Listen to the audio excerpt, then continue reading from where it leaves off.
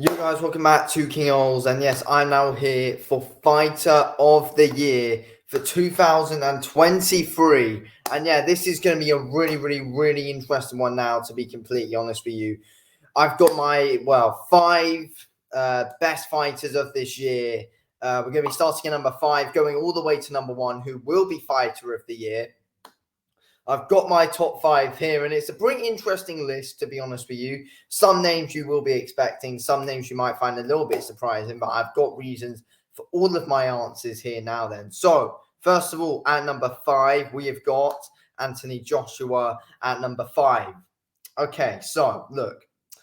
People are gonna, I don't think too many people will like this one, but I've got reasons. So, first of all, I feel like fighting 3 times in a year for someone as big of a name as AJ is really good. It's been a big rebuild year for AJ, and I feel like he's taken the right steps this year and done what he needed to do. Starting off with Jermaine Franklin in April. Yes, it wasn't exactly the best of his performances from him we'll ever see, but he boxed well. He was showing some improvements in his jab and his footwork in that fight against Jermaine Franklin. Boxed well to a decision, but it was disappointing. He didn't get a knockout, but still basically won every round. In his next fight in August against Robert Helenius, again, wasn't the most amazing performance, but again, we saw some improvements in this game. Footwork getting better and better, and just being all round, good and technically sound, to be honest with you, Anthony Joshua, improving. And with a good knockout as well to end it, where we adjusted his feet really well into that knockout. Then in December, last weekend, we got obviously Joshua absolutely dominating Wallin, getting a stoppage after round 5. And explosiveness as well from Anthony Joshua. And I feel like being active this year is really, it led up to that big performance against Otto Wallin in Saudi Arabia. I think Anthony Joshua deserves the number 5 spot. I think he definitely deserves a mention. Look, people might say I'm biased because I'm a big Anthony Joshua fan, but I honestly do feel like he deserves a number 5 spot, to be honest with you. He's been active. He's been the most active heavyweight boxer of this year. And, in the end, putting in a great performance against Wallin and, took the right steps coming into this year after coming off 2 back-to-back losses. Done all the right things this year, Anthony Joshua. So he needs the credit that he deserves. Number 5, in my opinion, for him this year. Number 4, I've got David Benavidez. Benavidez, obviously, win over Caleb Plant, win over Demetrius Andrade. 2 big wins. 2 big wins that David Benavidez has picked up this year. Caleb Plant, great fight. Loved that fight, to be honest with you. It's one of my fights of the year. Check that video out if you haven't already. But yeah, absolutely loved Benavidez versus Caleb Plant. I thought he was good in that fight. Benavidez stood his ground well, cut the ring off well. And yeah, looked really good. Gas tank amazing. And never shies away from a fight, David Benavidez. Needs some credit for that. He took 2 massive risks this year. He's been waiting for Canelo for a long time, and he's earned the shot already. And, he already earned the shot by beating Caleb Plant, basically. And that fully sealed it. They decided to take another risk in fighting Demetrius Andrade. You can't not have David Benavidez here, and you have to respect him for the risks that he's taken this year. And, he's always in a good, solid scrap as well, David Benavidez.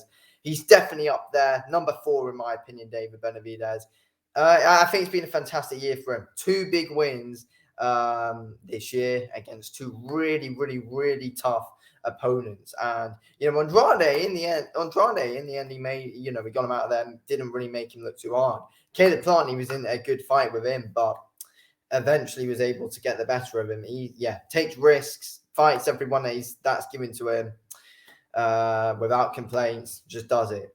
Really, he's game. He does deserve to be in there, David Benavidez, number 4. Number 3, Terence Crawford at number 3 for me. I've seen so many people saying, Terence Crawford is fighter of the year. Okay, first of all, I put him at number 3 because he's fought once this year. Yes, it was against Errol Spence Jr. It's the fight that we've all wanted to see for a very long time in boxing. It's the fight that we've wanted and needed to see. Terence Crawford gets number 3 because he fought once. I feel like he would have been fighter of the year, Terence Crawford, if he fought Spence in July, which he did, and then if he, fought, I don't know, Jaron Ennis Boots in like November, December time, I think then, yes, you could have put Terence Crawford at number 1. But I think he's definitely number 3 because of, how destructive that performance was against Errol Spence Jr. So he's definitely in that top 3, Terence Crawford. But I don't think you can give fighter of the year to someone who's only fought once in this year. I don't think you can do that. So he's up there. But yeah, and it was a great performance against Spence. And yeah, I've even said and admitted it's the best performance of 2023.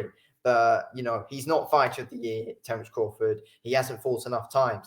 If he fought more, then he would have been fighter of the year. 100% he would have been. But if he fought 2 times, he would have been fighter of the year. But as he only fought once, I don't think you can give it to him. That's my opinion.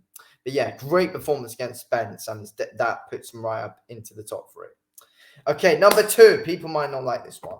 Devin Haney at number 2, in my opinion. And look, I don't even like Devin Haney that much. I'm not exactly a Devin Haney fan, but you've got to respect the guy, even if you don't like him. I don't really like him. I don't know, he's quite an annoying guy. I'm not gonna lie, but he's a very, very, very good boxer. He can be very boring to watch though, but you've got to respect the guy. He fights everyone who is given to him, and he's amazing as well. He's amazing to watch, and even if you do find him boring, you need to appreciate what this man can do. Takes everyone in front of him. This year he has fought Lomachenko. People saying that fight's a robbery. I completely disagree. It was a close fight. Close fights can't be robberies, as I always say. It was a good fight against Lomachenko. He took the fight as well. Never ducks anyone. Then he took the Regis Prograis fight when he moved up to super lightweight. Absolutely demolished him on every single round. Great performance from Devin Haney there. He's fought Lomachenko and Regis Prograis. You can't not put Haney up there in number 2, even if you do think he lost that Lomachenko fight. It was a close fight though. I feel like you could have given it either way. Yes, I think the 116 to 112 scorecard was a bit much, but still, I think Devin Haney deserves to be up there, especially for his performance against Prograis and being in a great competitive fight with Lomachenko as well. And yeah, I think it's definitely up there. You need to respect the guy's hustle 100%. You must, even if you don't like him, you must respect the guy's hustle. Never ducks out of a challenge. Always, just always going for it. And dominated Prograis. You can't not give it. You can't not put him up there, especially after his performance against Prograis, how dominant it was, and the great fight against Loma. Okay, next up, number 1. I think it's obvious. I think it's an obvious one. It's Inoue. Inoue is at number 1. 100% Inoue is number 1. Obviously, a great blade performance he put up against Stephen Fulton in July. Then, obviously, earlier this week for Tapales in a good solid performance by him. And he was hurt in that fight a bit, but he was never in too much danger. Inoue. Yeah, he's such a dominant blade fighter and must take number 1 spot, in my opinion. Must. I thought it was a great performance against Tapales. He's now a 2-weight world champion? He's done it in a year as well. Beat Fulton and Tapales. This guy deserves so much credit, in my opinion. He's 100% number 1. 100% number 1. So, he's ridiculously hard to hit. He's very good, very quick. He's the full package, really. Great. I've always said it about Inoue. He is the full package. Great all-round boxer. Got great power in his hands as well when he's so ridiculously quick. He's just the full package. He's so bloody good. It's been a great year for him. Achieved so much as well. A 2-weight world champion in the same year. How can you not give it to Inoue after what he's achieved this year and the opposition who he's done it against as well? Fulton and Tapales. It's a fantastic year for him. That's all you can say. And I don't think it can go to anyone else apart from Inoue. Anyway, I'm going to end this video here. Thanks for watching the video, King. I'll speak to you in a bit. Thanks for watching.